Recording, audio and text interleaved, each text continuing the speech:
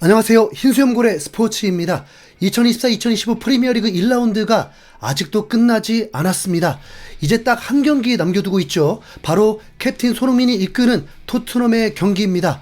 지금부터 토트넘의 현재 상황과 그리고 프리미어리그 1라운드 상황을 정리해서 전해드리도록 하겠습니다. 먼저 프리미어리그 1라운드 9경기에 대한 상황을 먼저 보겠습니다. 각 팀들의 탐색전이 이 한 경기로 끝났다고 할 순 없겠지만요. 그래도 첫 단추를 어떻게 꿰는지에 따라서 선수들에게도 동기부여가 되니까 살펴보겠습니다. 브라이튼이 3골로 가장 많은 득점을 했습니다.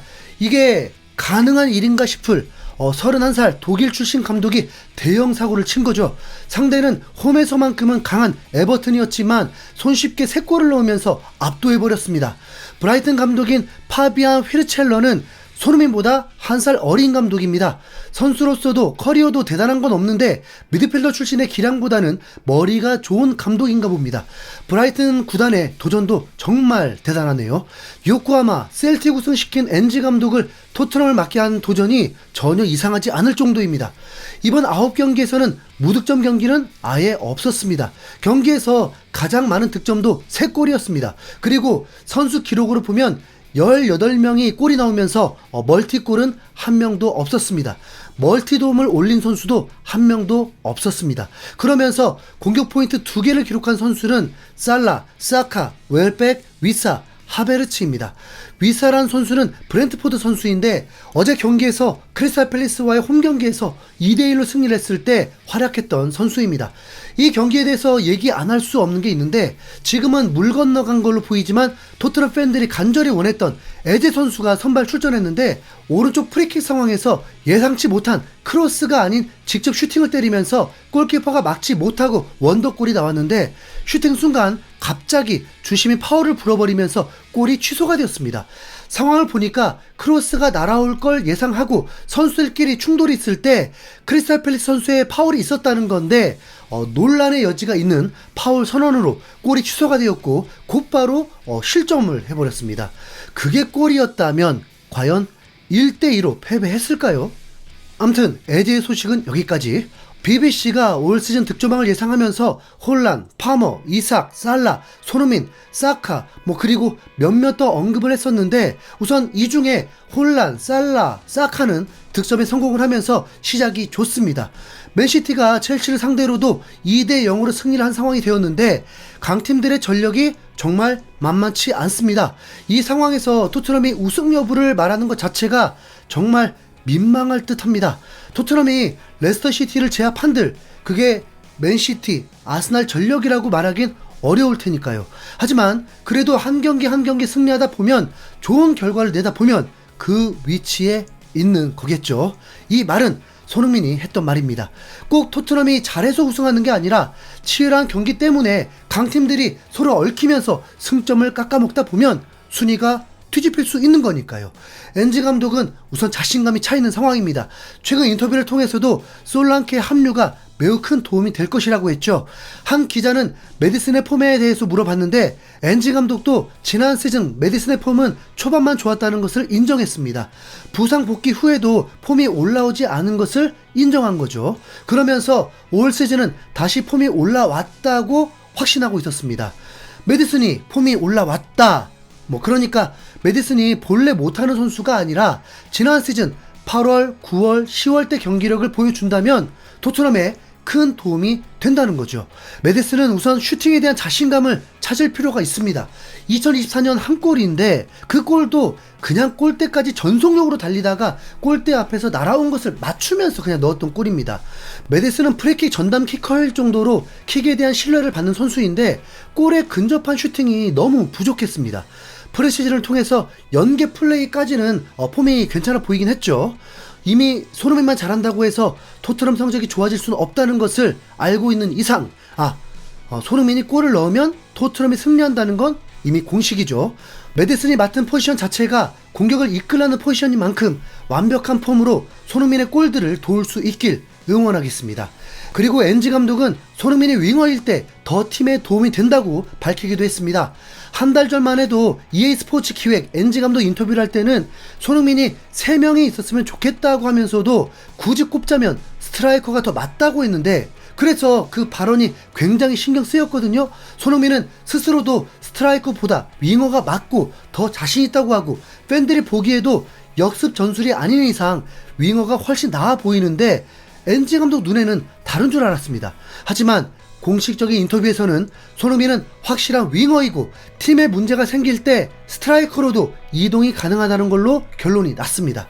그리고 NG 감독이 드디어 야심을 대놓고 드러냈습니다. 스카이 스포츠와 인터뷰에서 보통 내 두 번째 시즌에 난 우승을 차지한다. 그게 내 생각이다. 첫 해는 원칙을 세우고 기반을 만드는 시기다. 바라건대 두 번째 해는 우승하는 시즌일 것이다. 네. 물론 실제로 특히 프리미어리그와 우리가 출전하는 대회에서 우승하는 것보다 말로 하는 게 더 쉽다. 항상 내가 바라보는 방식인데 두 번째 해, 첫 해 성적이 어땠는지에 따라 밀어붙일 수 있는 순위까지 해내야 한다 라면서 두 번째 시즌에 결과를 내야 한다고 강조했습니다. 그래서 이렇게 폭풍 숙청과 폭풍 영입을 해버리고 있는 거군요. 지난 시즌엔 그런 질문에도 속내를 드러내지 않았었는데 무리뉴 감독은 4년 안에 하겠다고 했고, 콘테 감독은 4위 진출하고도 2년은 더 이적 시장을 거쳐야 한다고 했는데, 그래도 언론에서 4위 싸움이라고 하지만 팬들이 바라는 우승이란 단어를 감독도 캡틴도 선수들도 함께 외치니까 귀가 좀 사네요. 네. 토트넘 파이팅. 네. 토트넘은 개막 직전에 어린 공격수를 영입을 했는데, 영입된 선수들이 어리다고 해서 토트넘을 셀링클럽 하는데 그건 좀 아닌 듯 합니다. 이번에 맨시티 개막전에서 선발 출전한 윙어도 20살 선수이고 맨시티가 영입한 선수였습니다. 그리고 잘하던데요. 네. 첼시는 후반에 추격하기 위해서 스트라이커 잭슨을 불러들이고 조커로 투입된 선수가 18살 선수였습니다. 셀링의 목적보다 리빌딩의 목적이 훨씬 큰 영입입니다. 리빌딩은 최소 3년 이상을 보기 때문에 어릴 때부터 성장해서 후에 포텐을 터뜨리는 게 목적이잖아요. 그렇게 대형 선수로 성장한 선수가 사카 아니겠습니까? 아스날이 사카를 팔기 위해서 주전을 빨리 시킨 게 아니라 팀의 우승을 위해서, 돈을 아끼기 위해서 사카를 어린 나이에 주전으로 못 박은 거죠. NG 감독은 그런 면에서 선수들의 마인드를 매우 중요하게 보는 편이라고 강조하더라고요. 토트넘도 변하고 있다라는 거. 네. 프리미어리그 부상 이슈에 대해서도 좀 전해보겠습니다. 우선 라이스가 경기 막판에 다리를 붙잡고 쓰러졌고 교체가 되었는데 네. 아르테타 감독은 단순 경련이라고 했습니다. 라이스는 웨스트햄 시절부터 국가대표까지 정말 많은 경기를 소화하고 많이 뛰었습니다. 이번에 유로대회 결승전까지 치르고 제대로 쉬지도 못하고 다시 팀에 합류했기 때문에 진짜 과부하일 수 있거든요.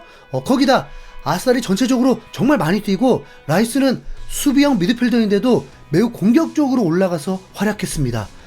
정말 큰일 나기 전에 좀 쉬게 하는 게 좋을 텐데요. 한 5경기 정도만 좀 쉬면 안 될까요? 그리고 맨시티의 필포든이 출전하지 못할 때 대체할 선수 사비뉴도 전반전이 끝나기도 전에 들어누웠고 전반전 겨우 버틴 후에 후반전에 바로 교체가 되었습니다. 쓰러지기 전까지는 필포든 대체자로도 손색 없는 활약으로 도쿠와 서로 양쪽에서 드리블러로서의 면모를 유감없이 발휘했었습니다. 그리고 대형 사고도 있었는데 노팅엄의 미드필더 다니엘루가 경기 중에 발목이 부러지는 큰 부상을 당하게 되었습니다. 노팅엄의 핵심 선수인데 말이죠. 이게 남일이 진짜 아니라니까요. 정말 순식간에 일어납니다. 토트넘에게도 특히 손흥민에게도 정말 부상 없이 시즌을 치를 수 있기를 응원합니다. 다음 오피셜로 올리버 스킵이 레스터 시티로 이적을 하게 되었습니다. 어쩌면 떠나는 게 기정사실화 되어 있는데 개막전 상대가 레스터 시티다 보니까 개막전 치른 이후에 합류시키게 하려고 했는지 모르겠습니다. 최소한 개막전에 뛸 수 없게 하기 위해서 말이죠. 스킵은 토트넘 유스 출신이고 무리뉴, 손흥민까지 토트넘을 이끌 선수라면서 극찬했던 선수인데 2% 아쉬움들과 장기 부상 때 더 발전하지 못하면서 NG 감독 눈에는 만족스러운 선수가 아니었나 봅니다. 프리시즌 때 바르셀로나전 멀티골을 넣었을 정도로 감독의 주문에 정말 성실히 임하고 스킵의 장점 자체가 스마트한 머리였던 만큼 빅매치에서 좋은 활약을 한 적도 있는데 떠나게 되었습니다. 토트넘은 선수 한 명 잘 데리고 있어서 300억을 현금으로 만들게 되었습니다. 스킵의 이적은 어느 정도 예상이 됐죠. 베리발, 아치그레이를 영입하고도 미드필더 영입이 더 있을 거라고 했다 보니까 그럼 어떤 미드필더는 분명 떠나야 한다는 건데 그게 스킵이었던 거죠. 자, 그럼 레스터 시티는 윙크스와 스킵이 중원을 책임지게 되는 건가요? 최근 영국 매체에서는 손흥민이 토트넘 역사상 최고의 7번 선수라는 걸 어필하는 기사를 냈는데 그게 뭐 그렇게 대단한 건지 모르겠습니다. 손흥민은 이미 토트넘 역사상 최고의 선수에 케인과 함께 이름을 올린 선수인데 거기다 시간이 흐를수록 프리미어리그 역사의 한 획을 긋는 선수로 남게 될 것입니다. 그리 중요한 정보는 아니죠? 네. 이제 내일 새벽이면 토트넘 완전체 베일이 쫙 벗겨집니다. 네. 대승으로 B클럽들 위협 좀 해줬으면 좋겠네요. 네. 뭐 한편으로는 그냥 뭔지 모르게 좀 불안함도 있습니다. 네. 미드필더들아, 내일은 없다는 심정으로 좀 뛰어보자. 그리고 치명적 실수하는 놈 있으면 진짜 쫓아간다. 이상 흰수염구리였습니다. 시청해주셔서 감사합니다.